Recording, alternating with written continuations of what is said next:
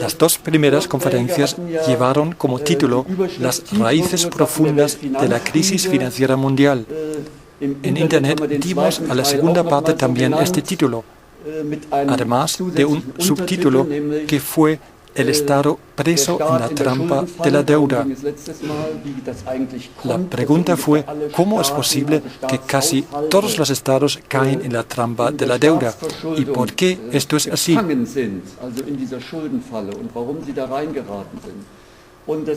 Y el segundo tema central fue titulado El secreto de la banca, la creación del dinero.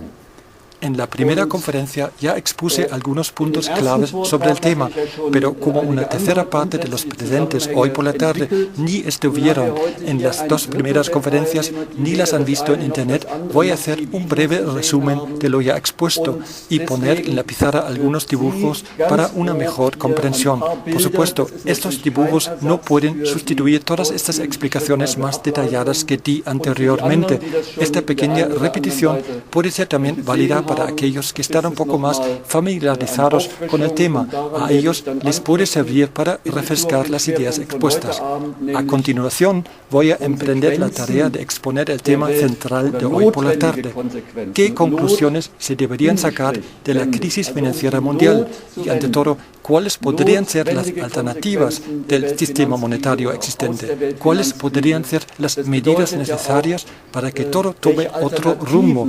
Y si la crisis y sus crecientes sufrimientos en el mundo entero está íntimamente relacionado con el sistema monetario y su estructura básica, que es la dinámica del interés y del interés compuesto, vale la pena preguntarse si habría existido en la historia algo diferente y, si fuera así, cuáles fueran los mecanismos de su funcionamiento y por qué han funcionado de esta manera y dar explicaciones al respecto.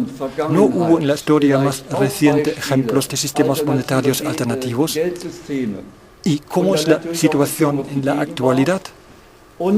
Además, hay que preguntarse qué medidas se podrían o se deberían tomar para que en el futuro este tipo de crisis que vivimos no se repitan, o al menos para que esta crisis actual se atenúe y no se agrave todavía más.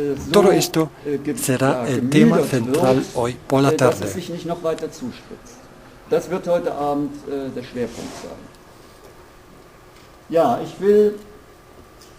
Voy a poner otra vez en la pizarra un dibujo de un círculo de la economía general.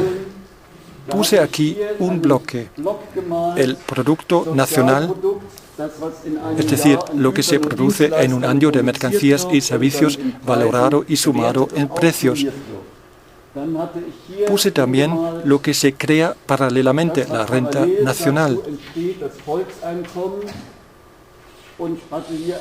Dibujé aquí una línea de conexión porque las dos partes están interconectadas.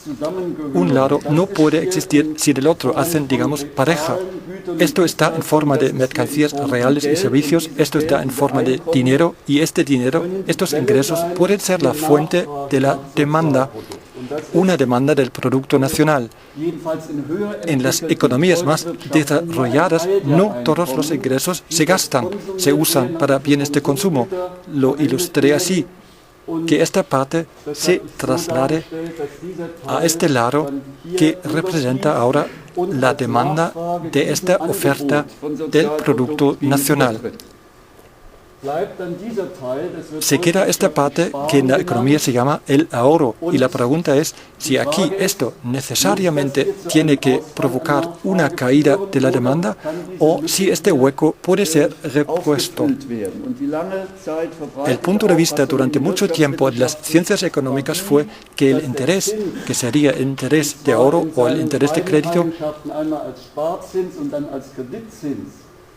atrae este dinero ahorrado para ser depositado en los bancos comerciales, aquí simbolizado con la palabra bank.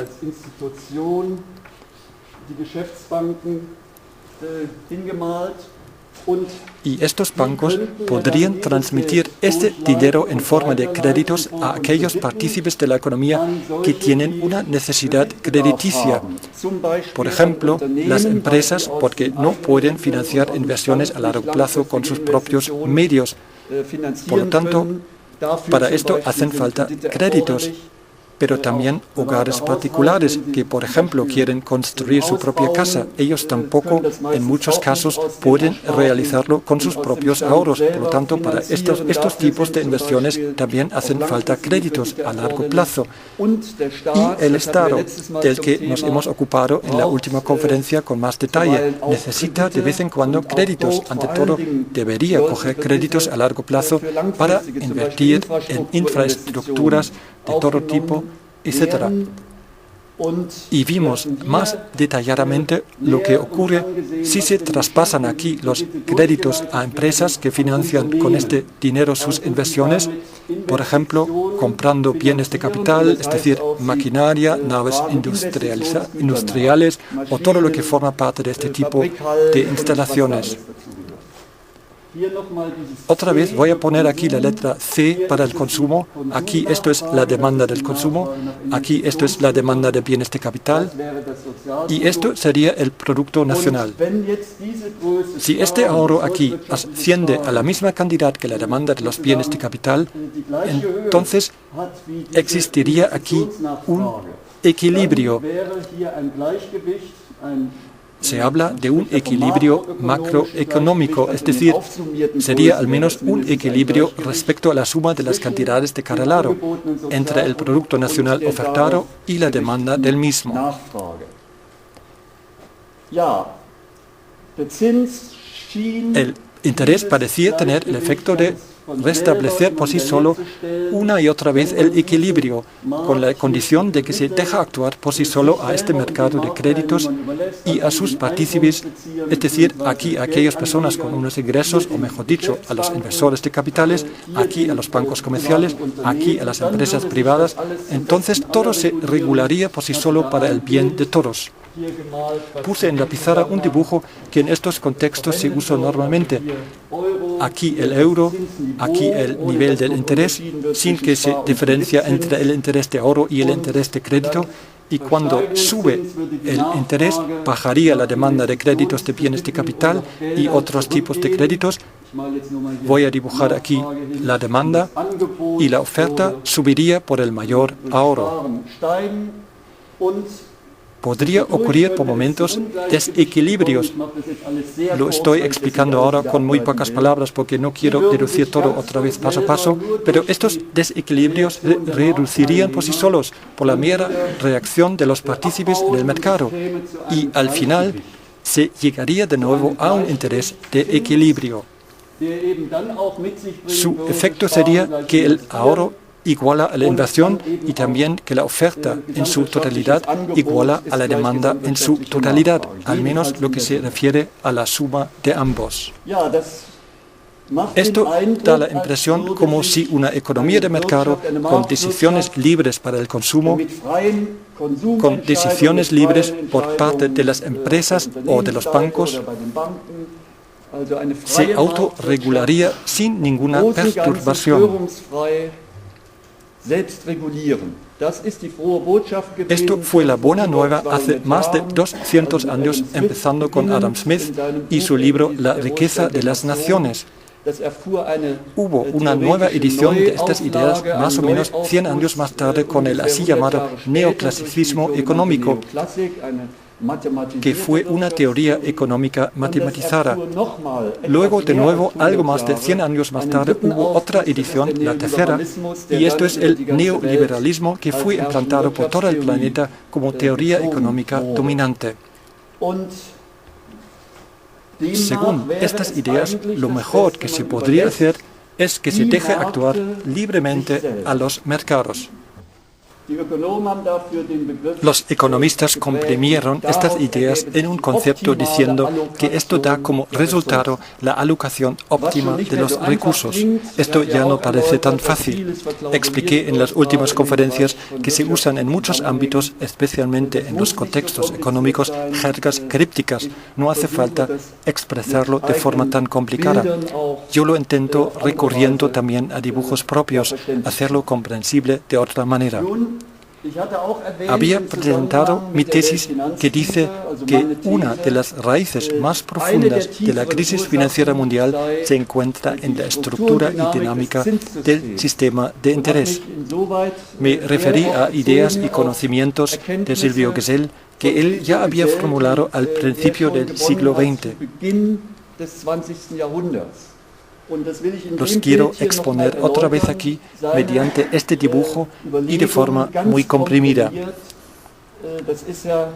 Gesell lo había explicado muy detalladamente en su libro El dinero tal cual es, el orden económico natural, del año 1916, donde además trata de otro tema, la problemática de la propiedad privada del suelo, un tema que nosotros todavía no hemos tratado. Sería quizás interesante hacerlo en otro momento. Gesell había visto que esto aquí no parece que se autorregule, al menos no tan bien y sin perturbaciones, porque cuando se invierte de nuevo mucho capital en la reconstrucción, él hizo estas observaciones muy poco tiempo después de la Primera Guerra Mundial. Entonces, esto también creará crecientes capacidades de producción, con la consecuencia de que habrán más productos que tengan que vender, lo que conllevará a la necesidad de que los mercados también tengan que crecer. Pero esto a la larga no va a ser posible, al menos no tanto como sería necesario para seguir generando el beneficio al que se está acostumbrado. Por lo tanto, la tendencia sería que se reduzca el beneficio medio. Ya Carlos Marx, aunque saliendo de otras premisas, llegó a una conclusión parecida con su tesis que él llamó la tendencia a la caída de la tasa de la ganancia, y lo que reapareció 20 años más tarde con Keynes, otra vez con palabras diferentes. Keynes lo llamó la tendencia a la caída del rendimiento límite del capital. Ya se complica tanto el lenguaje que uno tiene ganas de dejarlo y no seguir con el tema. Gesell se había expresado con palabras muy sencillas y había visto esta tendencia, y si ocurriese que el beneficio medio baja a lo largo de algunas décadas, entonces los bancos ya no podrían exigir las tasas de interés al que están acostumbrados, porque las empresas ya no las pueden pagar. La economía real ya no puede producir tanto, entonces tendrían que bajar también el interés de ahorro, es decir, el interés para inversiones de capital o también para depósitos.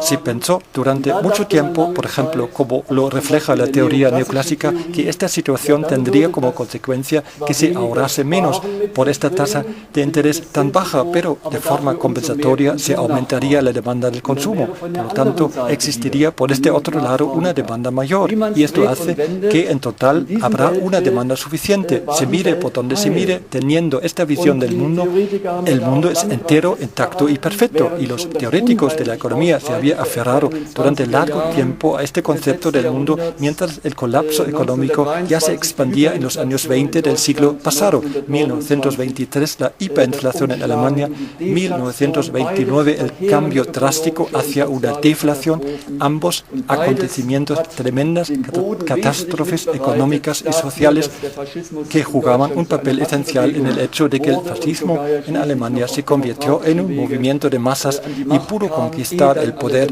incluso por la vía democrática antes de que acabara con todas las estructuras democráticas. Aquí Gesell opinó que aquellas personas que les sobra algún dinero tendrían una otra opción. Si a ellos les parece esta tasa de rendimiento demasiado baja, demasiado poco atractiva, entonces prefieren sacar su dinero del circuito. Y quien tiene mucho dinero no va, por esta razón, a consumir más. Algunos, me refiero a las capas sociales altas con ingresos altos, ni siquiera saben ya más que pueden comprar. Por lo tanto, por esto no va a subir el consumo. Más bien van a decir mejor que tenga el dinero siempre disponible. El término técnico es líquido, aunque es un concepto que crea confusión porque lo que está haciendo es sacar el dinero del circuito. Por lo tanto, ya no fluye más. Liquidity en inglés significa líquido, lo que fluye. Algunos conceptos económicos no son nada aptos para describir los asuntos económicos e incluso impiden que se cree una comprensión real. La razón de ser de unos conceptos debería ser ayudar a comprender y facilitar la comprensión, pero muchas veces, especialmente en el campo económico, ocurre justamente lo contrario. Hay que invertir a veces bastante tiempo y trabajo en aclarar lo que realmente quieren decir los conceptos y preguntarse cómo se podría decirlo de forma más adecuada. Aquí, esto Gesell lo llamó acaparar. Y la pregunta fue, ¿qué pasa si se retira el dinero en cantidades considerables? No importa primeramente de qué manera se realiza. El hecho importante es que se saque el dinero del circuito. Entonces, aquí falta demanda. Significa que esto faltaría si se retirara todo. Esto provocaría un exceso de oferta, se produciría demasiado, pero no en relación a lo que la sociedad o una parte de ella necesitaría, sino en relación con la oferta y el poder adquisitivo disponible. Si esto ocurre, tendrían que bajar aquí los precios.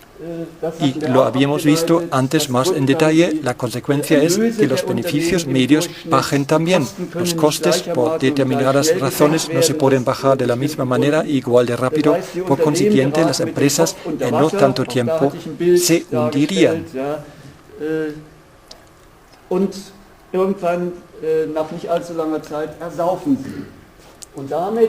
La siguiente fase es que se pierden puestos de trabajo, también en empresas que pueden resistir y que consiguen reducir los costes salariales intentando de esta forma sobrevivir. De todas formas, se produce el paro. Aquí este balón es el símbolo de los puestos de trabajo que se han liberado. Es como un cilindro que tiene dentro un pistón y este pistón, cuando hay una escasez de demanda, aprieta cada vez más hacia adentro con la consecuencia que se forma el paro. Esto conduce en la siguiente ronda a que se reduzcan los ingresos. Y la renta nacional en su conjunto y en todo caso los ingresos salariales. Lo ilustré de esta forma. Esto aprieta como con unas tenazas los ingresos por los dos lados. Hay que imaginarse aquí la continuación de las tenazas. En la siguiente ronda habrá todavía un mayor retroceso de la demanda. Se formará todavía más paro, luego otra ronda y suma y sigue. Eso significa que aquí que se cae directamente en una crisis. Según los saberes y conocimientos de Silvio Gesell, aquí hay un problema. Aquí el circuito económico general tiene una fuga. Si fuera un circuito de calefacción, no habría ninguna duda, se buscaría la causa del enfriamiento de la casa, especialmente en invierno. Una vez encontrado la fuga, se repararía la avería en el punto mismo donde está la fuga, para que después pueda funcionar de nuevo la calefacción. Es decir, hay que hacer posible que el agua corra sin ninguna dificultad por el circuito. Pero si esto no ocurre, entonces todo se inclina a que surja una crisis. Gesell había descubierto una relación entre el dinero que aquí entra en el circuito desempeñando una función importante. Lo voy a ilustrar aquí. Dinero que fluye tiene un efecto positivo para la economía general. Esto aquí es el dinero y entre el dinero que se extrae aquí, en la terminología de Gesell, que se acapara. Y este dinero extraído tiene para la economía general el efecto opuesto, es decir, es negativo. Esta contradicción entre el dinero que fluye y el dinero que se extrae provoca las crisis. como ahí ilustrado. Yo lo llamo desde ya algún tiempo que el núcleo esencial del dinero dentro del sistema monetario existente está dividido en sí mismo. El dinero que fluye tiene un efecto favorable para la economía general, digamos, es saludable, mientras que el dinero que se retira trae desorden en este fluido, lo perturba y provoca unas crisis. La pregunta es, ¿cuál podría ser una solución para este problema? Para que el dinero siga fluyendo o se desbloquee. Me quiero ahora un momento con este punto porque para solucionar este problema, Gesell tuvo una idea francamente genial. Habría que introducir reglas de juego que impidan que el dinero se acapare. Lo voy a ilustrar aquí. Esta es la así llamada tasa de aseguramiento circulatoria del dinero, o de forma corta, tasa por acaparar. Aquellas personas que extraen dinero del circuito de la economía real deberían pagar una tasa. El importe de esta tasa se calcularía con el fin que esto aquí ya no sería rentable, que ya no les traería ventaja, la así llamada ventaja del dinero líquido. Esta ventaja no depende en absoluto de las personas que poseen este dinero líquido. Esta ventaja está inherente al dinero mismo como tipo de institución pública. Las personas a las que les sobra el dinero se aprovechan de esta ventaja del dinero líquido condicionado por su carácter público y lo usan para fines privados, extrayendo el dinero del circuito y devolviéndolo solamente si se les ofrece un interés suficientemente atractivo. Vamos a aplicar esto a otra situación, al flujo del tráfico. Se están moviendo los coches, por ejemplo, aquí en Berlín, en la conocida rotonda con el nombre de la Gran Estrella, y ahora se les ocurre a unos grupos de personas de bloquear esta fluidez del dinero, del tráfico, y se sientan sobre el asfalto, con la consecuencia que pronto nadie ya de los coches se puede mover más. ¿Qué pasaría en una situación como esta? Vendría enseguida la policía anunciando que esto es contra la ley del tráfico. Y ahora nos imaginamos que la policía va a preguntar a los que bloquean el tráfico sobre la cuantía que les gustaría recibir, digamos, de recompensa para que levanten este bloqueo. Esto sería completamente absurdo, ¿o cómo lo ven? Sabemos todos que no va a ocurrir así. De entrada, la policía anunciaría vía megafonía que este bloqueo representa una infracción contra el reglamento de tráfico y les pide a que abandonen la calle, que levanten el bloqueo. Y también anunciaría, si no siguen las instrucciones, les caería una multa. Por lo tanto, a los que bloquean el tráfico se les impide que sigan con sus actuaciones amenazando con una multa. Y si no reaccionan de forma adecuada, esta multa será impuesta.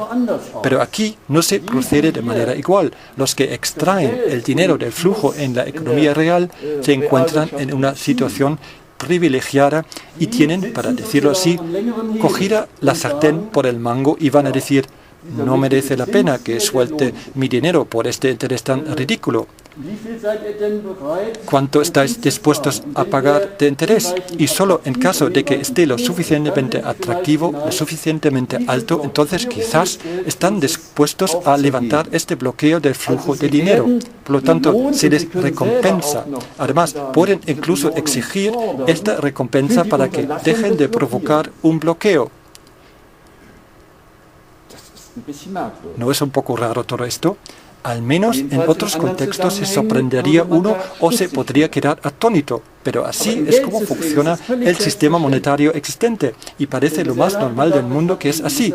Gesell dijo que esto tiene en cierto modo el carácter de un chantaje, porque otras personas, partes de la economía, no pueden prescindir de que fluya el dinero. O sea, las empresas que necesitan créditos de inversión, los hogares particulares, por razones ya expuestas, luego el Estado, Y lo mismo todos en el extranjero. Los países necesitan créditos, algunos más que otros. Por ejemplo, países del tercer mundo, por unas razones de las que hemos hablado en la conferencia anterior. La existencia de gran parte de la sociedad depende de manera directa de los créditos. También el comercio, para tener siempre mercancías en el almacén.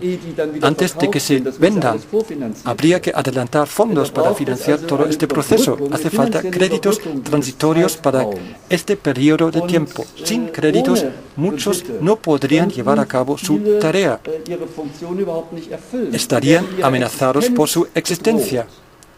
Mientras aquí, estos que les sobra el dinero y que están extrayéndolo del circuito podrían quedarse relativamente tranquilos. Gesell dijo que para ellos esto no supone muchos costes. Además, antes, con el patrón oro todavía en vigor, extraer el oro del circuito y meterlo en el cofre, esto no costaba tanto. Entonces, pueden dejarles en la incertidumbre hasta que estén dispuestos a pagar un interés mayor. Y si no, pues entonces nada. Por consiguiente, van a extraer aquí el dinero. La propuesta de Gesell fue que aquellos que por su interés propio, es decir, por su interés privado de aumentar su patrimonio particular, que a fin de cuentas es la base de su actuación, a aquellos que extraen dinero del circuito se imponga una tasa.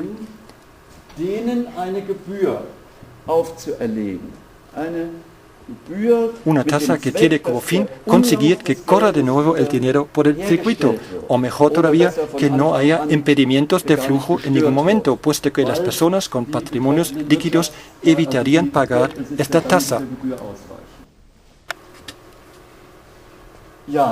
Ahora se puede pensar qué bien suena todo esto en la teoría, pero esto no puede funcionar en la práctica.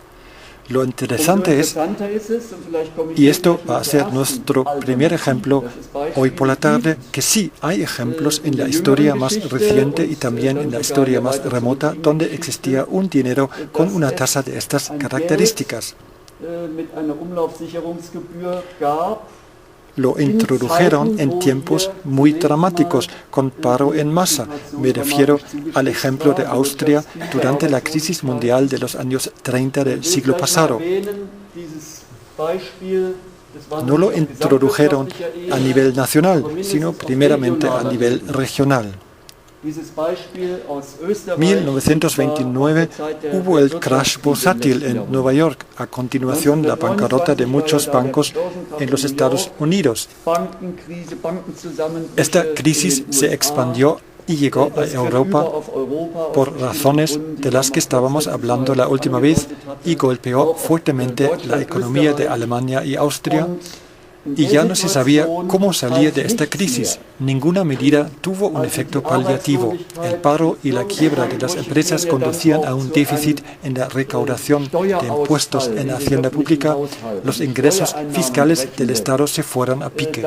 Por consiguiente, el sector público, es decir, el Estado, redujo sus gastos. Por lo tanto, colocó menos pedidos para el sector empresarial y artesanal.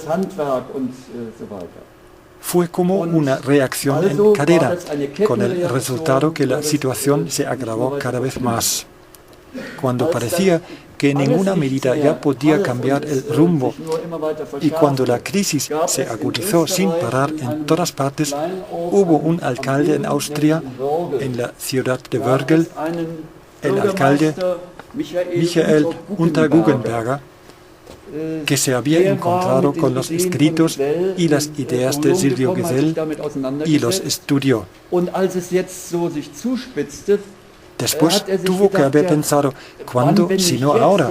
Hay que intentar poner en práctica estas ideas. Y si no fuera posible a nivel nacional, con la moneda nacional, el Schilling austríaco, entonces al menos habría que intentarlo a nivel regional. Después de haber convencido a muchos otros ciudadanos de su localidad, el Parlamento de esta ciudad decidió introducir una moneda regional complementaria al Schilling. Como no se podía perder nada, lo quisieron intentar. Esta moneda debía tener estas características aquí, siguiendo las ideas que Gesell desarrolló, con una tasa por acaparar. Pero en concreto, ¿qué significaba? Lo voy a ilustrar en la pizarra, al menos sus principios básicos. Para simplificar, voy a poner un billete de 100, aunque en realidad fueron billetes más pequeños, de 20, de 10 y de 5, pero es más fácil ahora hacerlo con 100. Aquí existían 6 casillas. 1, 2, 3, 4, 5, 6. Y una línea en medio. En total habían 12 casillas. Cada casilla representaba un mes, empezando con enero. Esta casilla se refirió a enero y luego a febrero, a marzo, a abril, etc. Las reglas de juego para esta moneda alternativa fueron que sus billetes solamente seguían válidos si se hubiera pegado un tipo de sello sobre el mes vencido. Es decir, aquí, después de haber transcurrido 4 meses, tendrían que estar pegados 4 de estos sellos, después de 6 meses, 6 sellos, etc. Estos sellos tenían su precio y fueron expendidos en oficinas públicas, por ejemplo, en el ayuntamiento, supongo también en oficinas de correo, al igual que los sellos para cartas. Pero ahora referidos a la moneda alternativa. ¿Qué efecto tuvieron? Si alguien, por ejemplo, hubiera extraído aquí dinero durante 6 meses pensando, voy a esperar con mi dinero hasta que me ofrezcan mejores posibilidades, con mayores rentabilidades, y no voy a invertirlo a plazo fijo con un interés ridículo, entonces solamente fue posible devolver este dinero al circuito si en los campos de los meses vencidos estaban puestos estos sellos. Esto significó que se cargaba la extracción del dinero del circuito con esta tasa. Los ciudadanos de la ciudad de Wörgl entendieron rápidamente este sistema, estas reglas de juego, y el dinero fue metido en circulación esperando conocer el efecto. No se añadió más dinero a la cantidad de dinero ya existente, sino en la misma medida que se expendieron cantidades de esta moneda regional, se retiraron los Schillinge nacional. El efecto fue muy asombroso y fue en síntesis con lo que Gesell dedujo de forma teórica. Es decir, para evitar aquí esta tasa se puso rápidamente este dinero en circulación. Se metió en el circuito. La gente incluso se apresuraba en cuanto se trataba de los impuestos municipales, de pagarlos mejor el mismo día que esperar al día siguiente o algunos días después. Increíble, ¿o cómo lo ven? Esto recuerda un poco al juego de naipes de Schwarzer Peter, un juego de naipes muy conocido en Alemania. En este juego no se sabe el momento exacto donde terminará y quién tiene al final el naipe de Schwarzer Peter en la mano. Este jugador habrá perdido. Para que el riesgo no sea demasiado grande, se lo pasará lo más rápidamente posible a otro jugador. Y algo parecido ocurrió aquí. El dinero que la gente recibió lo ha pasado lo más rápidamente posible a otro. De esta forma empezó a circular aquí otra vez el dinero que antes se había quedado estancado. La consecuencia fue que la demanda aumentó, el presupuesto de la localidad permitió poder cumplir de nuevo con algunas tareas públicas, se pudo gastar dinero, se construyó un puente, se sanearon unas calles y suma y sigue. En Wörgl, digamos, en esta isla regional, empezó en medio de un mundo en que se agravó cada vez más la crisis económica, con la consecuencia de que subió sin parar la cifra del paro en masa. En Wörgl empezó una prosperidad económica regional. La economía empezó a reflorecer. El paro disminuyó en el periodo de un año, estamos hablando del año 1932, el paro se redujo en este año de un 25%, mientras en los alrededores, en general, la cifra del paro aumentó cada vez más. Esto es un ejemplo impresionante, aunque cierto es, no se realizó a nivel nacional, sino regional, pero al fin y al cabo fue un resultado que llamó la atención, tanto que despertó en esta época también el interés por este fenómeno de Wörgl por parte de otras ciudades y municipios de Austria. Querían informarse y lo que hicieron fue organizar conferencias y simposios que divulgaban la información necesaria de cómo se pueden crear los fundamentos para montar un sistema similar en otras localidades. Y ahora se podría preguntar cómo siguieron, qué pasó después. Lo que pasó fue que el Banco Central de Austria vio amenazado su monopolio de abastecer la economía con dinero. Quizás uno de estos modelos lo hubiera todavía tolerado, quizás hubiera hecho la vista gorda, pero cuando creo fueron más de 150 localidades y municipios que estuvieron a punto de introducir similares sistemas alternativos de monedas regionales, ya no estuvo más dispuesto a aceptarlo. Lo llevó a los tribunales y claro, existió alguna ley que concedió al Banco Central el privilegio de la creación del dinero y del abastecimiento con dinero, igual que como en muchos otros países. Esto hubiera sido una oportunidad. Claro que sí, esto hubiera sido una oportunidad de expandir este modelo del nivel local al nivel nacional. En realidad, esto hubiera tenido que ser la consecuencia. La historia tomó otro rumbo. Queda todavía pendiente para mí profundizar el tema un poco más y saber cómo fue la estructura gubernamental, cuál fue la proporción de participaciones de este Banco Central de Austria en esta época. Si fue un banco público, estatal, o más bien un banco con un reparto mixto de las participaciones, o si fue un banco central privado, es decir, un banco central en manos privadas, con partícipes particulares. Este aspecto del tema todavía no he investigado con todos los detalles, pero es una pregunta muy interesante. Quizás otros ya lo han investigado, a mí me falta esta información. Pero da igual.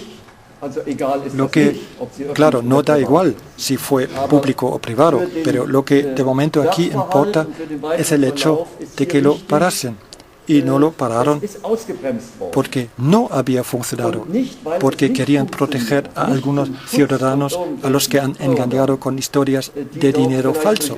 Si fuera así, se podría decir que esto es justamente la tarea del Estado, del sistema judicial y del legislador de proteger a los ciudadanos.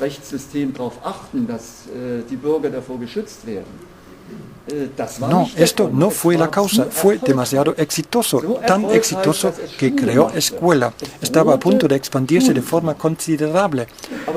Y la legítima pregunta es, ¿por qué no se había hecho posible que se probase en más sitios? Y si se hubiera demostrado el éxito en otras localidades, dar el siguiente paso y decir, vamos a probarlo en una escala algo más amplia.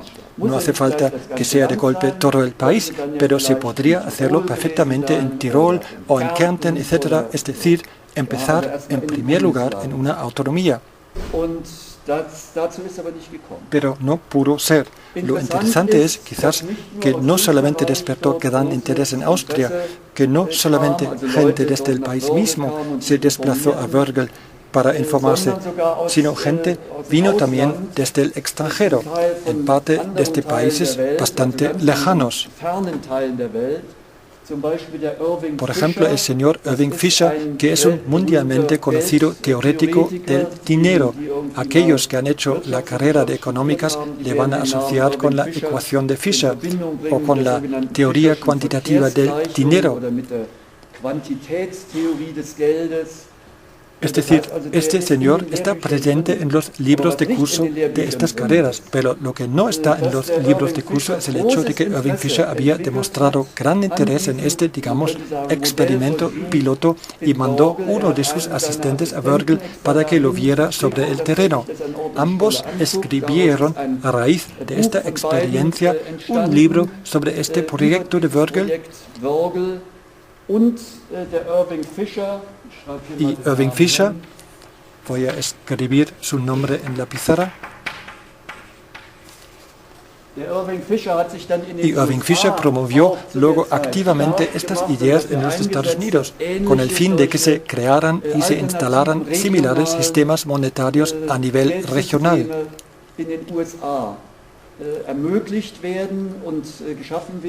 De hecho, crecieron en algunas partes como champiñones. Aquí estos sellos, en inglés se los llaman stamp, y el dinero que se había creado a base de estos sistemas monetarios alternativos lo llamaron stamp script. Stamp script.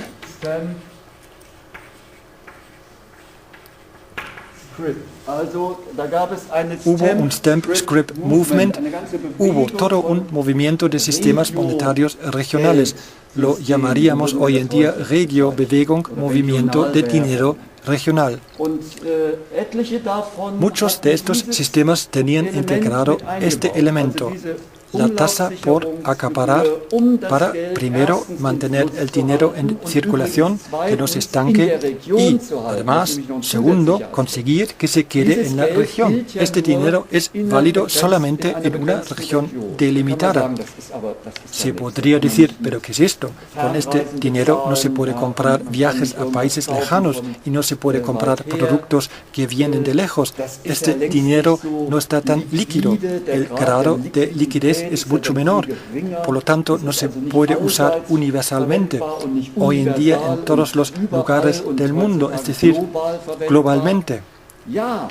Sí, se puede decir que esto es una desventaja, pero también se puede ver de otra forma y decir que justamente esto es una ventaja, porque así el dinero se queda en la región, por lo tanto contribuye a estimular los circuitos económicos regionales o ayude a sostenerlos donde todavía están funcionando hasta un cierto punto. Esto es justamente un aspecto que hoy en día ha ganado muchísimo en importancia en esta era, como se dice, de la globalización, donde el uso habitual del dinero es mirar o dejar que miren, por ejemplo, por parte de los bancos, de los fondos de inversión, de los hedge funds o demás instituciones que se ofrecen en estos mercados, que miren las posibilidades de hacer que crezca el dinero lo máximo, y da igual dónde, y da igual con qué. Y si es al otro lado del mundo, ¿qué más da? Hay que llevar el dinero ahí.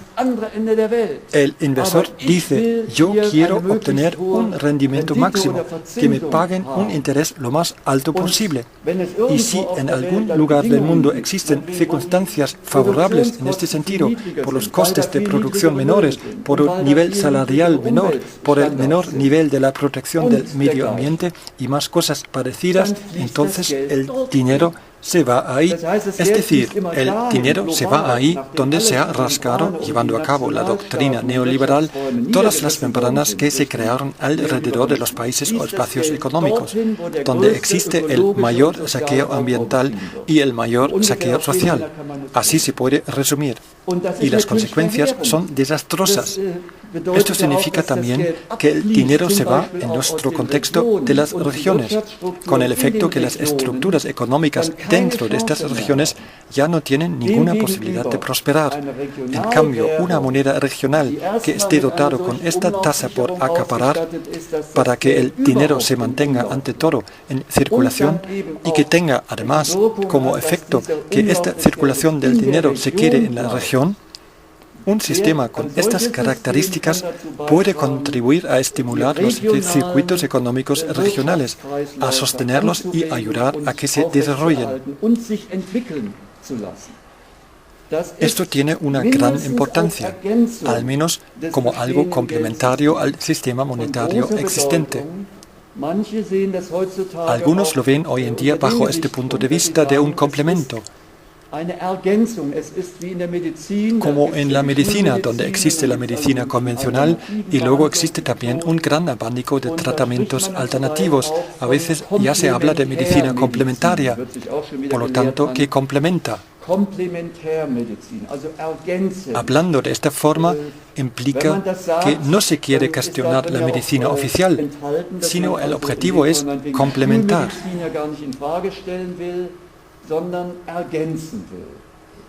Algunos lo relacionan con el sistema monetario y dicen lo que hace falta son monedas complementarias. Una persona que ha llevado en los últimos años este tema al público es el señor Bernard Lietaer. Así se escribe y se pronuncia Lietaer. Este señor se ha convertido en un cierto sentido, como se dice en alemán, de un Saulus a un Santo Paulos, es decir, ha cambiado radicalmente de opinión. Estaba ejerciendo durante muchos años un alto cargo en el Banco Central de Bélgica y se dice que estaba participando en funciones importantes en el desarrollo concepcional del predecesor del euro, que se llamó el ECU, European Currency Union, Unidad Monetaria Europea. Era una unidad de cuenta entre los bancos centrales nacionales que en esta época todavía existían, el Banco Central Alemán, el Banco Central Francés, etc. Más tarde, él cambió al mundo financiero privado, a uno de los hedge funds más grandes que existen. Movió enormes cantidades de dinero que se había confiado a este hedge fund y conoció todo este negocio especulativo global. Se comenta que perdió luego gran parte de su patrimonio particular en especulaciones. A propósito, igual que el señor Irving Fisher, casi hay que estar agradecido que a veces justamente estos acontecimientos son el motivo de una, digamos, iluminación.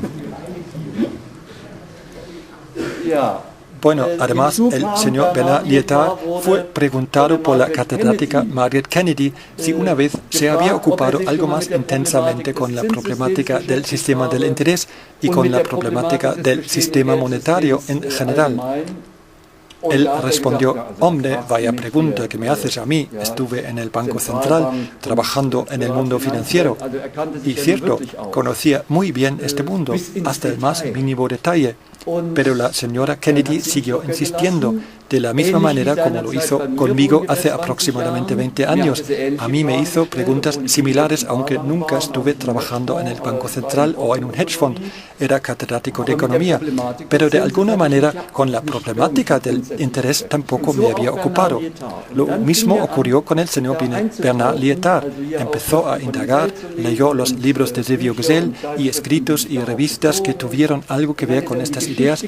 Luego estudió la historia del dinero para descubrir, aparte de Virgil, los movimientos en los Estados Unidos. Todo esto está reflejado en su libro. Bueno, ha publicado 2 libros sobre este tema. Un libro se llama en castellano El futuro del dinero, no lo tengo hoy conmigo, y la otra se llama en alemán Mysterium Geld, en castellano sería El misterio del dinero. Además, escribió un libro para niños o jóvenes, para que ellos desde relativamente pequeño empiezan a hacerse preguntas sobre el tema del dinero. Él creó el concepto de moneda complementaria.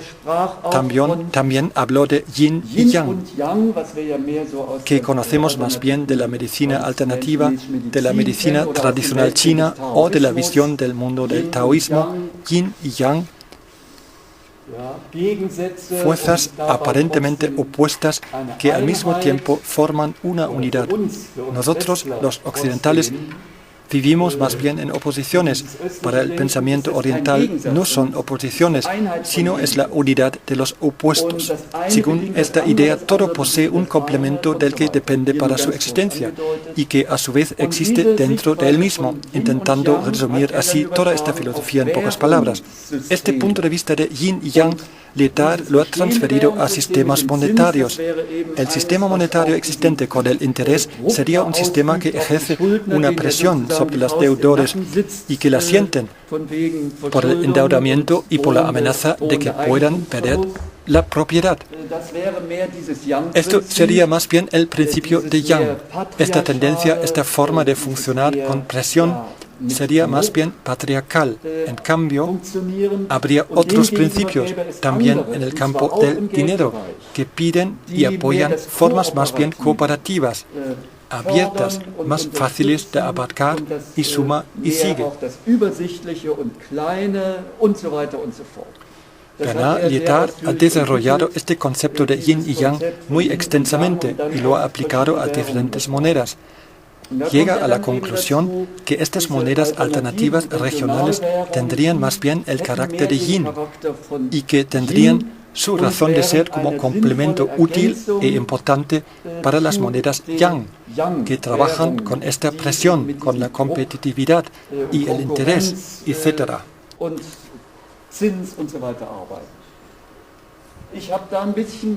Yo tengo respecto a este planteamiento mis dudas. De todas formas, si se mira bajo el punto de vista cómo estas ideas se pueden abrir camino de la manera más exitosa, entonces puede ser que esta forma sea la adecuada. Mejor no provocar el otro bando para que no lo prohíban ya en la fase inicial o antes de haber traído todos sus frutos, como había pasado con el proyecto de Bruegel.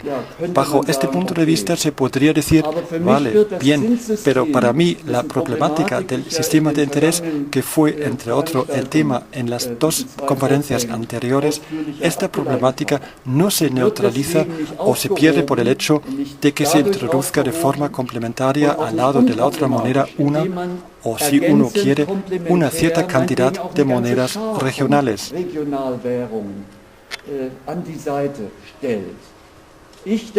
Yo pienso que el sistema monetario en general, por lo tanto, hoy en día en nuestro espacio geográfico el euro y en los Estados Unidos el dólar, etc.,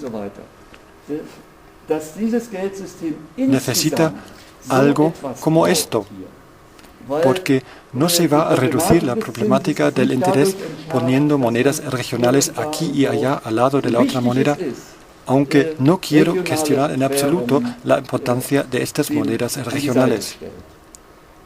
Para compararlo con otro asunto, el movimiento contra las centrales nucleares también hubiera podido limitarse, o los diferentes movimientos en general que se ocupan de tecnologías alternativas, diciendo que una central nuclear es una tecnología yang, y lo que habría que hacer es construir de forma complementaria algunos aerogeneradores y algunos colectores solares usando además algo de biogás, etc.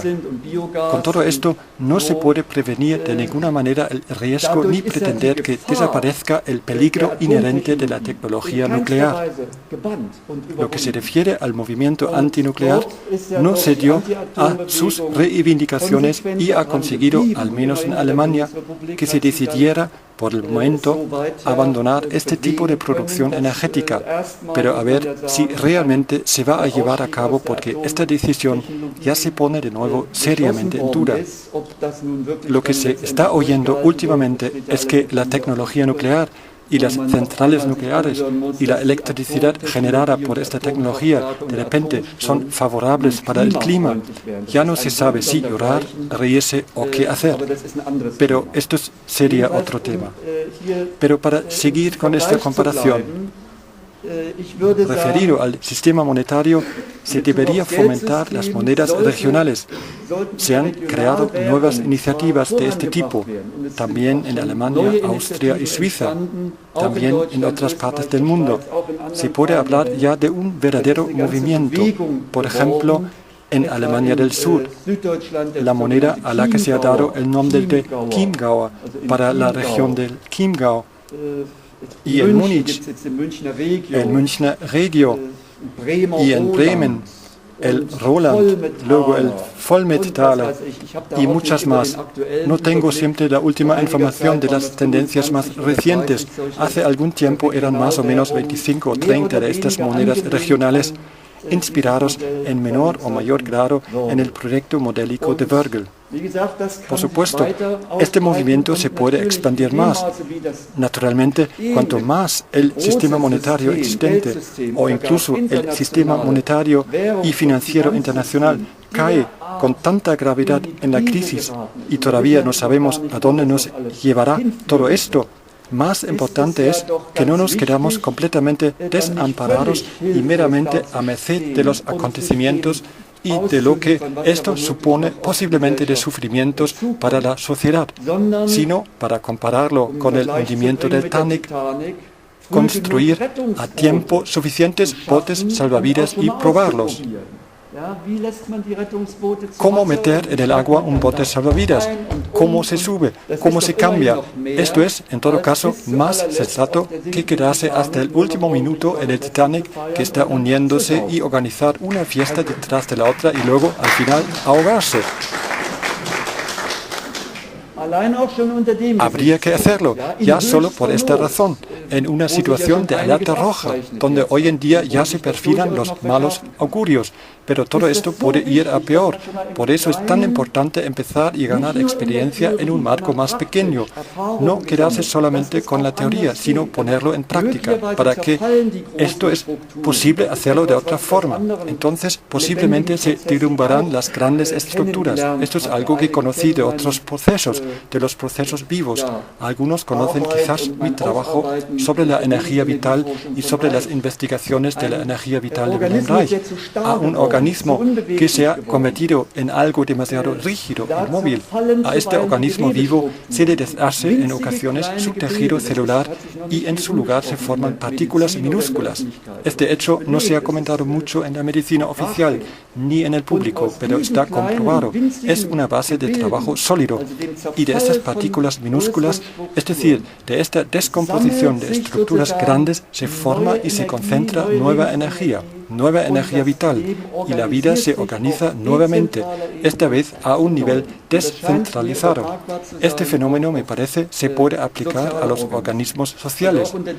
También, bajo este punto de vista, crece enormemente el rol y la importancia que pueden desempeñar estos modelos más pequeños y descentralizados, los modelos locales y regionales, los sistemas monetarios alternativos, en general, estos circuitos regionales de dinero. Y su importancia aumenta todavía más cuanto menos se puede confiar en la capacidad del buen funcionamiento de las grandes estructuras. En este sentido, hemos ya entrado en una fase bastante crítica. Quiero mencionar otro nombre de la época de los años 30 del siglo pasado, el primer ministro de Francia, Édouard Daladier. Se escribe así, Daladier. De él escuché un discurso que había hecho en el Parlamento francés. Lo escuché en la radio alemana, doblada al alemán. Y Daladier habló de forma entusiasta y comprometida del modelo de Vögel y del buen resultado que había dado. Él era un ferviente partidario de instalar también en Francia similares monedas alternativas regionales. De hecho, se crearon algunas monedas de este tipo, pero de forma bastante limitada. Tampoco en este país se expandió a una escala algo mayor. No estoy informado de todos los detalles de lo que fue el factor decisivo que frenaron estas iniciativas. Pero en los Estados Unidos, como lo describe Bernard Lietaer, en los Estados Unidos, el señor Irving Fisher llegó a tener acceso a los niveles más altos de la política en este país. Estuvo en contacto con el ministro de Finanzas en aquella época e incluso con el presidente Roosevelt. Él estaba a favor de que estos sistemas monetarios regionales, con este aseguramiento circulatorio, tengan en los Estados Unidos la posibilidad de prosperar. No solamente habría que tolerarlos, sino el Estado tendría que apoyar y promoverles activamente. Esta idea no es nada extraña si se mira a todo lo que el Estado está ayudando últimamente diciendo que no hay alternativa, hay que hacerlo y punto. Por ejemplo, crear fondos de rescate y otras medidas similares para salvar a los bancos. Entonces, si están sacando tantos recursos para este fin, ¿por qué no poner a disposición algún dinero o apartar solo una mínima parte de estas enormes sumas para ayudar a estos sistemas monetarios regionales con, por ejemplo, ayudas financieras directas o, ¿por qué no?, facilidades fiscales, etcétera?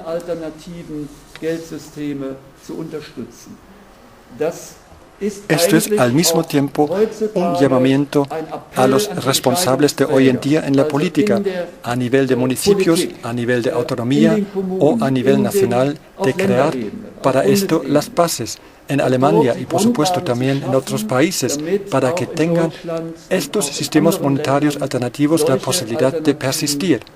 Hay que tomar medidas contrarias a la política de antes cuando las prohibieron. La reivindicación mínima es que se les tolere y les deje existir libremente. Mejor todavía sería que se les apoye y promueva activamente. Y cuanto más la crisis se agrave y como consecuencia el sufrimiento crece, más urgentes y necesarias serán estas políticas. Ojalá que cada vez más políticos reconozcan el mal funcionamiento del sistema monetario existente y apoyen a estas alternativas.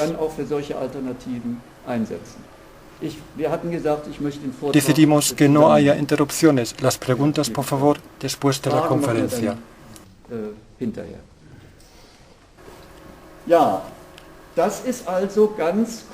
Esto aquí, del que estábamos hablando, ocurrió hace algunas décadas, pero las cosas se están moviendo en nuestro tiempo otra vez.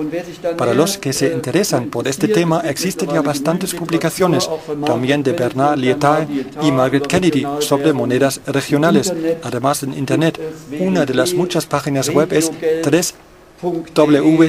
regiogeld.de.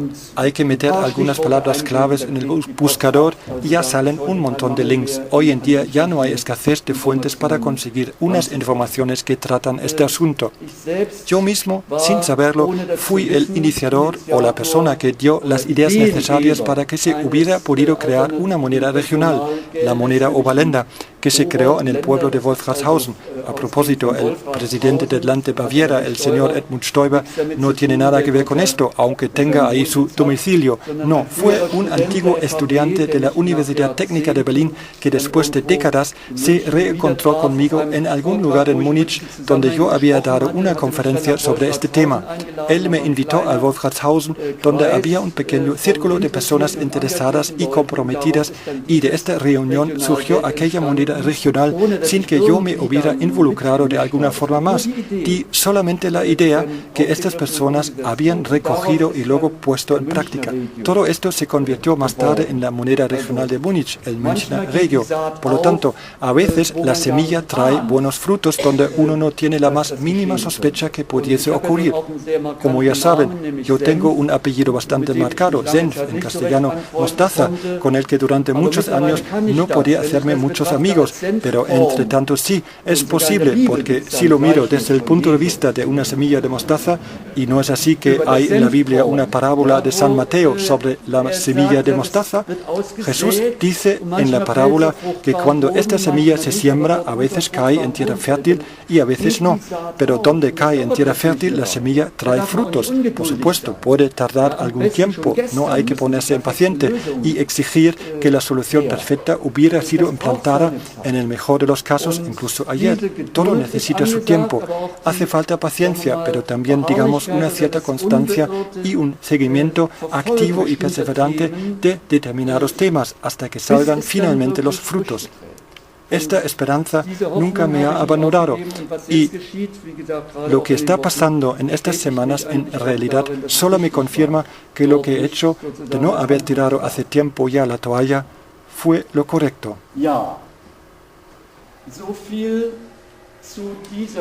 Ya no vamos a seguir hablando de esta alternativa.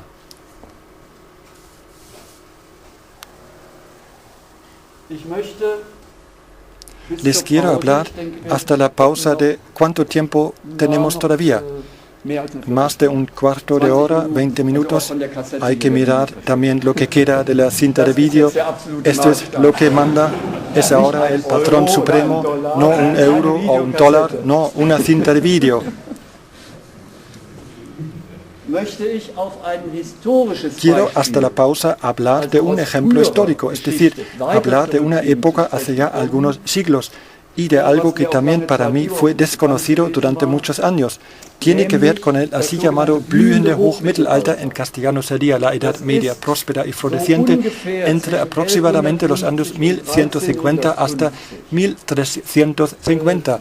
Algunos hablan también de un periodo de 300 años, por lo tanto se podría empezar de contar 50 años antes y 50 años después de este periodo, pero nosotros quedamos entre 1150 hasta 1350, aquí en Europa Central. En esta época ocurrieron cosas asombrosas, mirando solamente los monumentos culturales que todavía hoy existen. Por ejemplo, las catedrales góticas, muchas ciudades medievales que nos llena de admiración en cuanto están rehabilitadas y bien conservadas. Considerando solamente el arte de la construcción, tiene que haber existido una cierta riqueza. Ahora se puede decir, bueno, las iglesias, las catedrales, esto fue la riqueza de la iglesia que tenía que haber saqueado y explotado a la población para conseguir los recursos necesarios para su construcción. Pero lo sorprendente es que las investigaciones sobre este tiempo nos indican que la población más humilde asombrosamente tenía un nivel material de vida bastante alto. Fue realmente diferente que en otras épocas y tipos de sociedades donde a menudo se construyeron grandes monumentos a costa de una población esclavizada, donde, para decirlo así, esta gente dejaba su piel para crear algo similar. Parece que en esta época de la Edad Media próspera y floreciente no ocurrió lo mismo. Era muy diferente. Alcanzaron un nivel de vida que a uno le deja pasmado. Por ejemplo, en lo que se refiere al horario de trabajo, un tercio de los días del año fueron días de fiesta. Se dice que las horas de trabajo al día no superaron las 6 hasta 8 horas. No está nada mal, comparado con hoy, vuelve a ser casi una situación de ensueño. Luego la comida de la gente más humilde. Parece que era muy normal que tenían 3 abundantes comidas al día y suma y sigue. Fue además un tiempo donde se desarrolló mucho la sensualidad. Por ejemplo, qué colores tenía la ropa de la gente. A veces lo podemos admirar todavía hoy en día en los mercados medievales cuando los están reconstruyendo. No había nada gris, sino realmente la expresión de un disfrute de los sentidos. También en otros aspectos existió una sensualidad bastante desenvuelta. Existió una así llamada cultura de casa de paños. Supera nuestra capacidad de imaginación pensar cómo en esta época se festejaba la sensualidad. Juntaban la música, el baile, los poemas, el teatro, y todo esto se llamaba academia, que eran lugares donde realmente se celebraba la sensualidad. Ahora, se podría decir que estos son unos síntomas de una sociedad decadente. Si las cosas se hacen de esta manera, todo tiene que ir hacia abajo. Ya no se podrían crear unas obras culturales significativas. Pero el caso es que fue justamente lo contrario. Tiene que haber existido una motivación completamente diferente, también una motivación para el trabajo. Si no, no hubieran conseguido crear estos monumentos enormes. ¿Cuál entonces era su origen? Siempre suponiendo que hay un interés que quiere tomarse cuenta que esto una vez había existido en nuestra historia. La pregunta es cuáles eran las condiciones o circunstancias decisivas. Algunos lo relacionan con relacionan con un clima muy favorable que tuvo como consecuencia que la agricultura produjo unos excedentes, a la nobleza se les garantizaba su buena vida, etc. Dar solamente esta explicación no me parece del todo convincente. Aquellos que critican el sistema de interés ponen en relieve que en esta época el interés en los sistemas monetarios, y existían al mismo tiempo varios sistemas monetarios regionales paralelamente, que el interés no habría jugado un papel importante. Mirándolo bajo este punto de vista, el tema empieza a ser realmente interesante.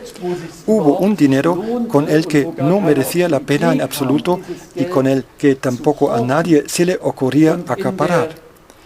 Esta época fue, desde el punto de vista de los numismáticos, es decir, de las personas que se dedican a estudiar y coleccionar monedas y papel moneda, esta época fue muy miserable. Las monedas de este tipo no tienen nada especial. Estaban compuestas solamente de chapa fina. Además, los bordes eran irregulares porque en algunas partes se rompían bastante fácilmente.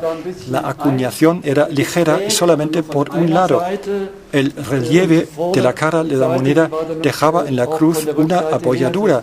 Por lo tanto, no era una moneda sólida por los dos lados. Se podría decir que, vaya, qué cultura de moneda tenían en esta época.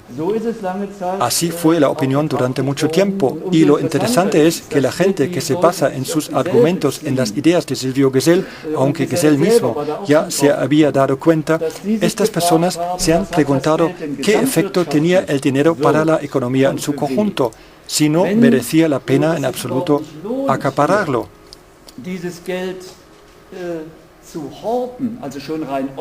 Ya su aspecto no era nada atractivo, no parecía representar ninguna riqueza. Pero, ¿qué efecto tenía para la economía general? En este caso, en las respectivas regiones, que se traspasó el dinero lo más rápido posible. A ninguna persona se le ocurrió acapararlo.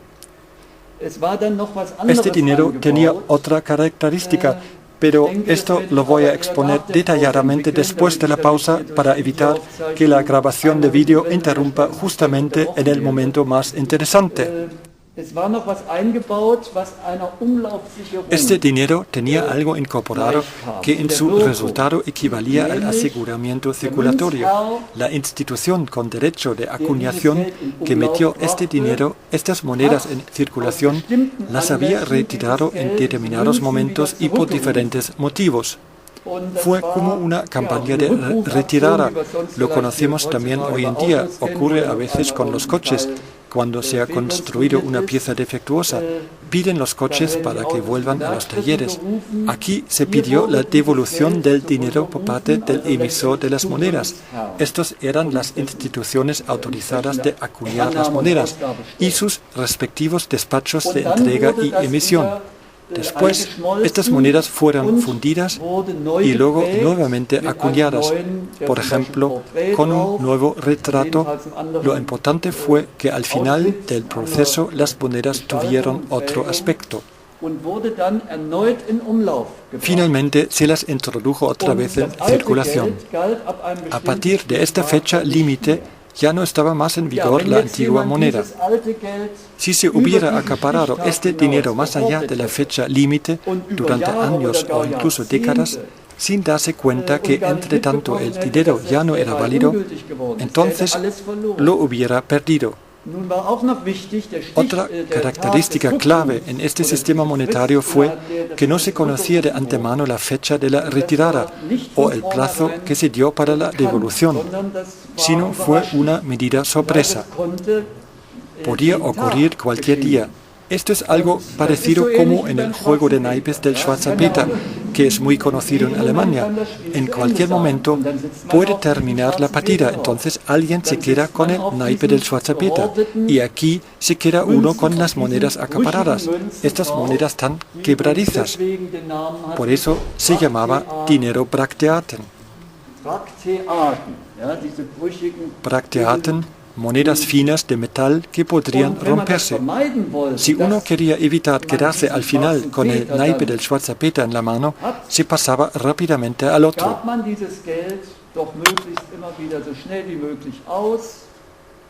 Esto tuvo la consecuencia que el dinero siguió fluyendo constantemente. Todo esto no fue el resultado de una política monetaria premeditada, planeada, consciente, basándose en una teoría, sino fue algo que acompañaba, que complementaba este sistema monetario y sin querer tuvo el efecto de que este dinero no paraba de fluir. Y si el dinero sigue fluyendo, no hace falta que exista el interés para atraer aquí el dinero con el fin de que entre en circulación. Por esta razón, el interés en esta época no jugaba ningún papel importante. Si no hace falta que exista el interés, no se formaría todo esto aquí. Las tendencias de crisis que provoca la íntima relación entre el dinero y el interés. Esto lo he explicado en las dos anteriores conferencias con más detalle. Provoca las crisis de la economía, hoy en día la crisis del medio ambiente, de la sociedad, del Estado o del presupuesto del Estado y de la deuda del tercer mundo. Ahí hay conexiones, pero las crisis no tienen su origen en el dinero como tal. Está representado aquí más bien de forma positiva, como un sol, sino en la íntima relación entre el dinero y el interés. Esto es su origen. Y esta estrecha relación está ocultada o encubierta hasta hoy con una nube de niebla. Yo lo llamo el tabú del interés. Si no existiera el interés, entonces tampoco existirían estas tendencias de crisis y no se agravarían. Mientras dentro de este sistema se agravaría de tal manera como lo he expuesto en las últimas conferencias. Esto es, a través del interés compuesto crecen los patrimonios de esta forma. Y esto solamente es posible si la deuda, el endeudamiento, como en un espejo, crece en algún lugar dentro del sistema en su conjunto de igual manera, es decir, exponencial. Esto conlleva que también la carga del interés crece exponencial. Pero resulta que a la larga los deudores no la pueden pagar.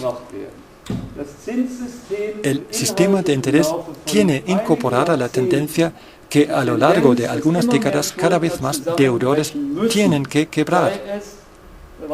Estos son las empresas privadas o los hogares particulares o el Estado, los presupuestos nacionales y todo esto también en el extranjero.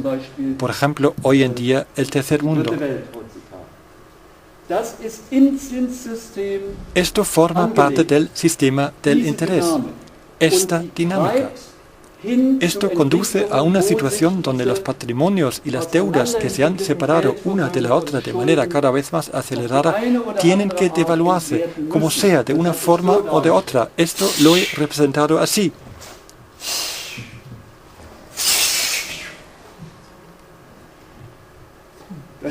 El sistema de interés provoca a lo largo de algunas décadas, no es una constante natural, no se puede decir exactamente después de 50 años, pero después de este periodo de tiempo, el sistema de interés provoca unas devaluaciones de patrimonios y deudas, donde sea que tengan lugar, o digamos, donde sea que se descarguen, en las bolsas, en una hiperinflación, en una bancarrota del Estado y otros tipos de devaluaciones posibles.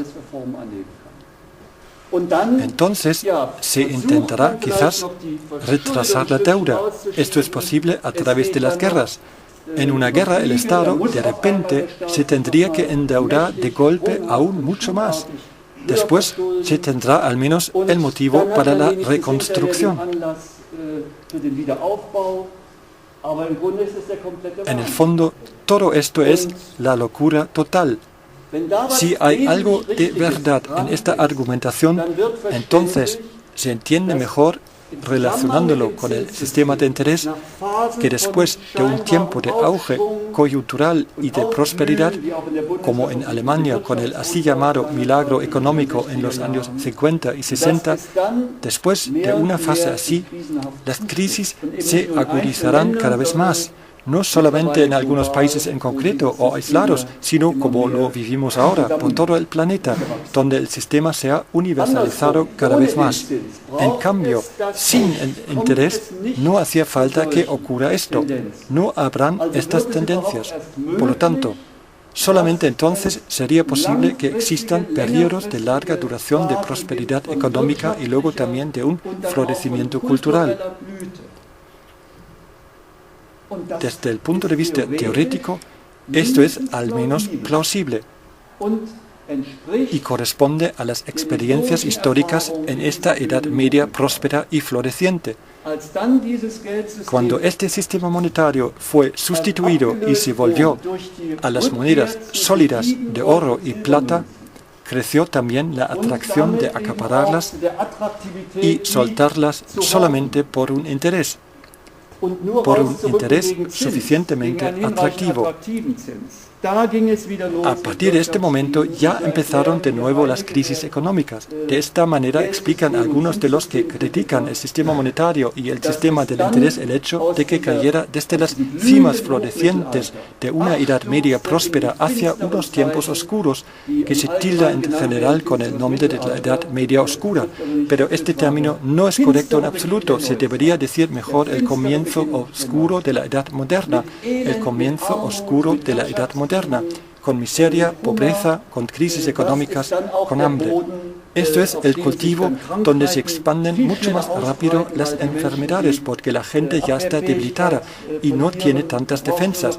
Solo hace falta un germen patógeno rodando, en este caso fue la peste, que viniendo de Siberia posiblemente también entró a Europa por razones climáticas, porque bajaron considerablemente las temperaturas. Murieron de esta enfermedad una cantidad enorme de personas, en algunas partes hasta un 30%, en Inglaterra incluso un 60% de la población. Aquellos críticos del sistema del interés ven una relación en todo esto por el hecho de que el dinero que fluía fue sustituido por un dinero que de nuevo se acaparaba y que por ello estaba también combinado con el interés. Sería tan importante investigar más en profundidad esta época histórica y mirar lo que se puede aprender de ello para hoy y para el futuro. Quizás ahora es el momento de hacer una pausa.